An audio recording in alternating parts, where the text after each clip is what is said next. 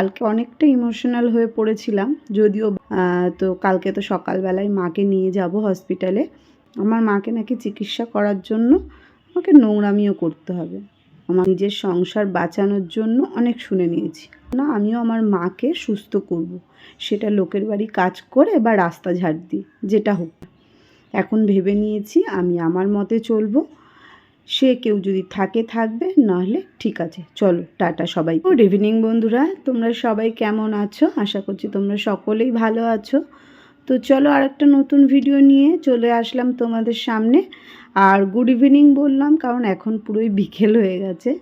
তো এখন প্রায় 5টা 5:30 বাজে। তো আমি ওপরে উঠে দেখলাম অনেক পাতা পড়েছে, তো ভাবলাম একটু পরিষ্কার করি, তো আর তোমাদের সঙ্গেও শেয়ার করি, কিছু গল্প করি। কালকে অনেকটা ইমোশনাল হয়ে পড়েছিলাম, যদিও বা একটু নিজেকে শক্ত বোধ করছি যে না, আমাকে তো শক্ত হতেই হবে, আমার মাকে সুস্থ করতে হবে। তো একদিকে ভালো যে 2 দিন অপেক্ষা করতে করতে আজকে হচ্ছে রবিবার। তো কালকে তো সকালবেলায় মাকে নিয়ে যাব হসপিটালে দেখাতে।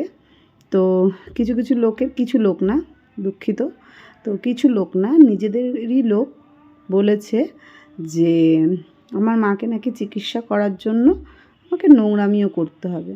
আমাকে নাকি নোংরামি করে আমার মাকে চিকিৎসা করাতে হবে। তো প্রথম কথা, আমার মা আমাকে মানুষ করেছে ছোটোবেলা থেকে নোংরামি করে নয়, ঠিক আছে? আমাকে মানুষ করেছে লোকের বাড়ি কাজ করে। আর যদি আমার মাকে সুস্থ করতে হয়, আমি লোকের বাড়ি কাজও করতে পারি, কোনো অসুবিধা নেই। হ্যাঁ, তোমরা ভাবতে পারো আমি কি আর কোনো দিন কোনো কাজ করিনি? আমি অনেক কাজ করেছি, জানো তো বন্ধুরা। আমি শাড়ির দোকানে কাজ করেছি, বুটিকে কাজ করেছি, এমনকি একটা আশ্রমেও কাজ করেছি, কিন্তু আমার কাজগুলো আমি টেকাতে পারিনি এই পরিবারের জন্যই। তো এখন থেকে ভেবেছি যে না, আর কারোর কথা শুনবো না, এখন নিজের মতন নিজে চলবো, নিজের যেটা ইচ্ছা হবে সেটাই করব। অনেক শুনে নিয়েছি, নিজের সংসার বাঁচানোর জন্য অনেক শুনে নিয়েছি, আর শুনবো না। আর রইল আমার মা।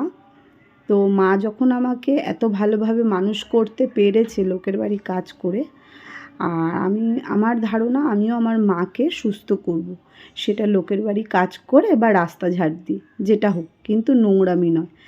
আর যে অপবাদটা আমাকে দেওয়া হয়েছে, আজ 16 বছর ধরে আমি সংসার করছি, তো এতদিন কিছু বলিনি সোশ্যাল মিডিয়ায়, যে ভাববে লোকে কি বলবে, নিজের সংসার অনেক বাঁচিয়ে নিয়েছি। নিজের করে অনেক নিজেকে ছোট করেও লোককে বড় করেছি, কিন্তু এখন আর করব না সেটা। এখন ভেবে নিয়েছি আমি আমার মতে চলবো। সে কেউ যদি থাকে থাকবে, নাহলে ঠিক আছে, চলো টাটা সবাইকে। তো এটাই ভেবে নিয়েছি। অনেক লোকের কথা শুনেছি, অনেক ভেবেছি যে সংসার ভেঙে যাবে, সংসার করব, সংসার না আমার হয়ে গেছে করা। আর কি বলবো বলো, যদি কিছু না করেও মিথ্যে অপবাদ, মিথ্যে লাঞ্ছনা শুনতে হয় না, আর বিশেষ করে মেয়েদের যখন না তাদের চরিত্রের উপরে কথা ওঠে না, তখন মেয়েরা আর থাকতে পারে না।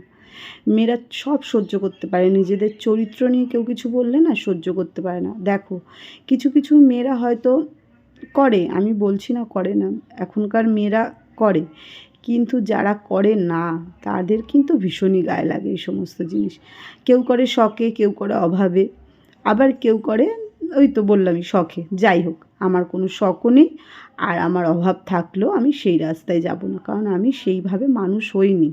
আমি ছোট থেকে অনেক ভালো শিক্ষায় শিক্ষিত হয়েছি।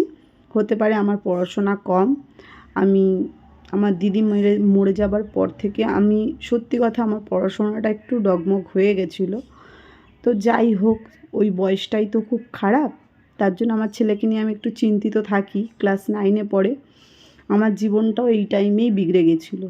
তো সেই কারণেই সব কিছু ভেবে টেবে যে না, ছেলের কথা ভেবেই আমি এতদিন মুখ বুজেছিলাম। তো এখন ভাবছি যে না, দেখো, ভালোবাসি মুখে বললে তো হবে না, কাজে করে দেখাতে হবে। আমি এতদিন কাজে করে দেখিয়েছি সবাইকে, আর সবাই আমাকে শুধু মুখেই বলে গেছে ভালোবাসি, কাজে কিন্তু কেউ করে দেখায়নি। এখন থেকে ভেবেছি যারা কাজে করে দেখাবে তাদেরটাই বিশ্বাস করব। আর আমার মায়ের জন্য আমার যত দূর যেতে হয় আমি যাব, সেখানে যদি আমার সংসারও ভেঙে যায় তাতে আমার কোনো অসুবিধা নেই, ঠিক আছে? আমি আমার মায়ের সঙ্গে তো থাকবো। আমার মা জীবনে কিছুই পায়নি, 16 বছরে বিয়ে করেছে, 15 বছরে বিয়ে করেছে, সেখানে 5 বছর সংসার করেছে। যখন নাকি মহিলাটার 21 বছর বয়স, তখন তার স্বামী মারা গেছে। সে চাইলে অনেক কিছু করতে পারত, কিন্তু আমাদের মুখের দিকে তাকিয়ে সে কিন্তু তার জীবনের কোনো কিছুই দেখেনি। সে আমাদের দুজনকে নিয়ে আগলে ছিল। আমার দিদি হয়তো নেই আজ আমাদের মধ্যে, আর দিদি থাকলে হয়তো আমার লাইফটাও এরকম হতো না। যাই হোক, তো দিদি থাকলেও আমি হয়তো ভাবতাম যে না, একটা শক্তি আছে আমার কাছে, কিন্তু এখন আমি একা পুরোপুরি। তো আমাকে তো দেখতেই হবে আমার মাকে। তো কালকে তোমাদের তো বললামই অনেক কথা, আস্তে আস্তে সবই বলবো। ভেবেছিলাম এতদিন কিছুই বলবো না, কিন্তু এখন দেখতে পাচ্ছি না, যে যেরকম তাকে সেরকমই দেখানো উচিত। অত ভালো ভালো ভালো ভালো রাখা উচিত নয়। সে বুঝবে না, তাকে বোঝানো দরকার যে একটা মেয়ে যেমন ভালোবাসতেও পারে, তেমন ঘৃণাও করতে পারে। আজ তোমরা বলতেই পারো যে মাকে রেখে চলে এসেছো ভাড়া বাড়িতে, এখন এত বড় বড় কথা, একা একা থাকো। না গো, সেই কারণে আসিনি। অনেক কারণ আছে। আমার ছেলেটা বড় হচ্ছে, তার পড়াশোনার ব্যাপার আছে। সে কোথায় থাকলে পড়াশোনাটা ভালো হবে, ভালো রেজাল্ট হবে, অনেক কিছু ভেবেছি। মায়ের ওপরও অনেক রকম প্রেশার আসতো। তো মাকে আমি একা ছেড়ে দিলাম যে তুমি থাকো। আর আমি তো অনেক দূরে যাইনি, পাশেই রয়েছি, যাতে আমার মাকে আমি দেখতে পারি। আর আমার মাকে আমি দেখবো না এটা কোনো দিন আমি বলিনি, কোনো দিন ভাবতেও পারি না। তাতে আমার সংসার হোক চাই না হোক, আমার মাকে দেখতে হবে। কারণ আমার মা আমাদের জন্য নিজের জীবনটা পুরোপুরি স্যাক্রিফাইস করে দিয়েছে।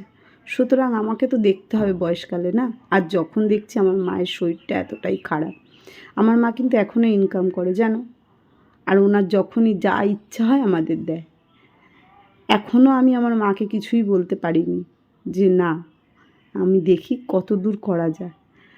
তো এই তো ব্যাপার। তো চলো, অনেক কথা বললাম।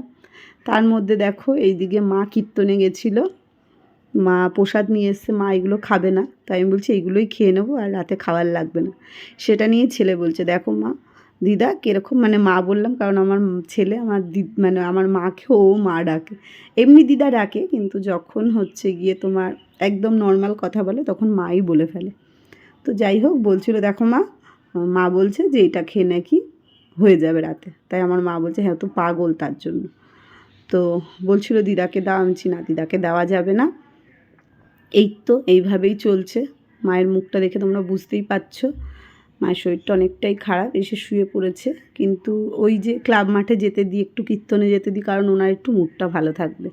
সারাক্ষণ ঘরে থাকলে কি আর ভালো লাগবে? তো এই তো আমারও চোখ মুখের অবস্থা খুব খারাপ, দেখো কি বলবো। কারণ হচ্ছে কি, না ঘুম, না ঠিক মতন কিছু করতে পারছি, কাজ বাজও করতে পারছি না, কিচ্ছু করতে পারছি না, জানো তো। তো তার জন্য ভাবলাম যেরকমই হোক, যতটুকু ভিডিও করতে পারবো ততটুকু তোমাদের সঙ্গে শেয়ার করব। তো এই তো ওকেও খাইয়ে দিচ্ছে, আমি খাচ্ছি। আর এই যে মিষ্টিটা ছিল, এত সুন্দর খেতে ছিল, তা আমি একটুখানি মুখে দিয়ে রেখে দিয়েছি, যে আমার ছেলে আবার এরকম নরম টাইপের মিষ্টি খেতে খুব ভালোবাসে। সেটা সবাই ভালোবাসে, যাই হোক আমার ছেলে এরকম রসগোল্লা, কাঁচাগোল্লা, এটা ছিল কাঁচাগোল্লা, খেতে খুব ভালোবাসে। এটা পরের দিন সকালবেলা ছেলে গেছিলো পড়তে, ও পড়ে এসছে, আর এখন হচ্ছে পিঠাই পরোটা নিয়ে এসছে খাবে বলে। আর দেখো ওয়েদারটা কত সুন্দর। দুদিন ধরে এত রোদ্দুর দিচ্ছিল, মাঝখানে দুদিন বৃষ্টি হয়েছিল, কদিন একটু শান্তি ছিল, আবার দুদিন টানা রোদ্দুর দিয়েছে, আজকে আবার একটু মেঘলা মেঘলা। এটা কিন্তু অনেকটা বেলা, তখন বাজে 11:30। দেখো কত সুন্দর, মনে হচ্ছে সকালবেলা। যাই হোক, ভিডিও আর করতে পারিনি, রান্না ফান্না করেছি। রান্না বলতে কিছুই করিনি। এই যে এটা আলু পোস্ত, আলু পোস্তটা হচ্ছে ওপরে কাকি দিয়ে পাঠিয়েছে যে নিয়ে যা, তো কাকি দিয়েছিল। আমি রান্না করেছিলাম কুমড়ো সেদ্ধ আর ডিম, আর মায়ের জন্য সব সবজি দিয়ে একটা পাতলা করে তরকারি। এই তো ওইটা আর আমি খেলাম না, ডিম দিয়ে খেয়ে নিলাম। তো চলো, ভিডিওটা তোমাদের কেমন লাগলো অবশ্যই জানিও। ভালো লাগলে লাইক কমেন্ট শেয়ার করে দিও। তো তোমাদের একটা লাইক কমেন্ট আর শেয়ারের জন্য আমি একটু এগিয়ে যেতে পারবো, আমার মায়ের পাশে দাঁড়াতে পারবো, আমার মায়ের চিকিৎসা করাতে পারবো। তো এর জন্যই বলছি, তোমাদের রিকোয়েস্ট করছি তোমরা আমার পাশে থেকো। আর যারা লাস্ট অবধি ভিডিওটা দেখলে তাদেরকে অসংখ্য ধন্যবাদ। এইভাবেই আমার পাশে থেকো, আমার পুরো ভিডিও দেখো, আমাকে সাপোর্ট করো, যাতে আমার মাকে আমি দেখতে পারি। ছোট থেকে আমার মা অনেক কষ্ট করেছে, যাতে মায়ের পাশে দাঁড়াতে পারি। তো চলো, সবাই ভালো থেকো, সুস্থ থেকো আর সাবধানে থেকো।